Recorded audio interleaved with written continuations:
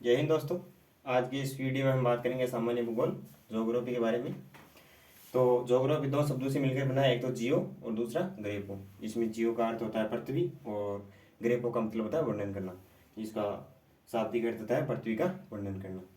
तो सबसे पहले हम बात करते हैं कि भूगोल का जनक कौन है। भूगोल के जनक केटियस थे और जो इनकी पुस्तक है जेन्स पीरियोडस, इसके अंदर इसका वर्णन मिलता है भूगोल का। भूगोल शब्द का जो सर्वप्रथम प्रयोग किया था वो एराटोस्थेनीज ने किया था और ये ग्रीक विद्वान थे। इन्होंने कब किया था ये, इन्होंने इसका वर्णन किया था 276 से 194 ईसा के बीच में।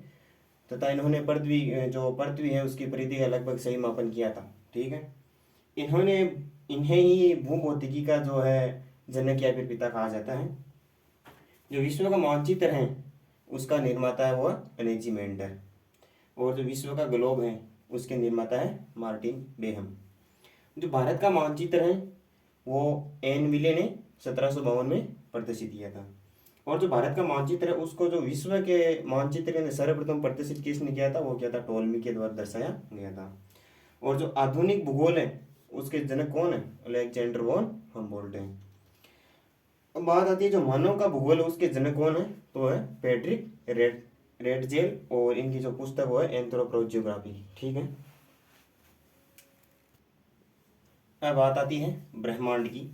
तो ब्रह्मांड की जो उत्पत्ति है वो 15 अरब वर्ष पूर्व हुई थी और वो बिग बैंग अवधारणा के आधार पर बताई जाती है कि एक पिंड था जिसमें विस्फोट हुआ था। उसके बाद में जो है हमारे सौर ब्रह्मांड है उसकी उत्पत्ति हुई थी, जिसको बिग बैंग अवधारणा कहा जाता है। तो ब्रह्मांड है वो लगभग 100 अरब आकाश गंगाओं से मिलकर बना हुआ है। और जो सौरमंडल है हमारा वो मंदाकिनी आकाश गंगा या जिसे मिल्की वे भी कहा जाता है उसके अंदर स्थित है। और जो हमारी ये आकाश गंगा है उसका आकार है वो कैसा है, सर्पिला आकार है। और जो हमारे आकाश गंगा है उसके जो निकटतम आकाश गंगा है उसका नाम एंड्रोमेडा। ठीक है, अब ये जो आर्य नेबुला है ये हमारी आकाश गंगा का एक सबसे चमकीले तारों का समूह है। ठीक है, अब बात आती है जो हमारा ब्रह्मांड है उसका व्यास कितना है। तो हमारे जो ब्रह्मांड है उसका व्यास है 10⁸ प्रकाश वर्ष। अब जो हमारा सौरमंडल है और उसका जो द्रव्यमान है उसका 99.8% भाग केवल किसके पास है, सूर्य के पास में। ठीक है, और जो सूर्य का जो केंद्रीय भाग है वो कोर कहलाता है। और जो सूर्य की जो बाहरी परत होती है वो कोरोना कहलाती है। और ये कब दिखाई पड़ती है, ये सूर्य ग्रहण के दौरान दिखाई देती है। ठीक है, अब बात आती है सूर्य के केंद्रीय भाग का जो तापमान है वो कितना है, वो है 1.5 इंटू 10⁷ डिग्री सेंटीग्रेड। और जो बाहरी परत है उसका तापमान कितना है, 6000 डिग्री सेंटीग्रेड। और जो सूर्य है वो एक गैसीय गोला है और इसके अंदर जो गैसें हैं उनकी मात्रा में हाइड्रोजन की 11% मात्रा है, हीलियम की 26.5% मात्रा है, और जो अन्य गैसें हैं उनकी 2.5% मात्रा है।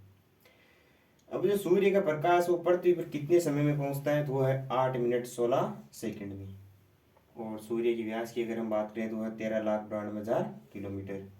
अब हम ग्रहों की बात करते हैं।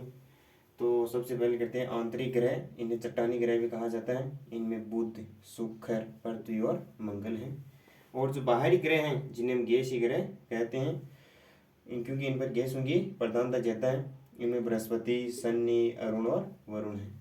अब आकार के घटते क्रम में सबसे बड़ा कौन है और सबसे छोटा कौन है। तो सबसे बड़ा बृहस्पति है, उसके पश्चात शनि है, उसके पश्चात अरुण, फिर वरुण, फिर पृथ्वी, फिर शुक्र और फिर मंगल। तो क्लास कैसी लगी, अच्छी लगी तो लाइक शेयर सब्सक्राइब और कमेंट ज़रूर करना। और कल के वीडियो में कंटिन्यू करते हैं, सभी ग्रहों के बारे में जानेंगे। ठीक है, thank you so for watching, bye.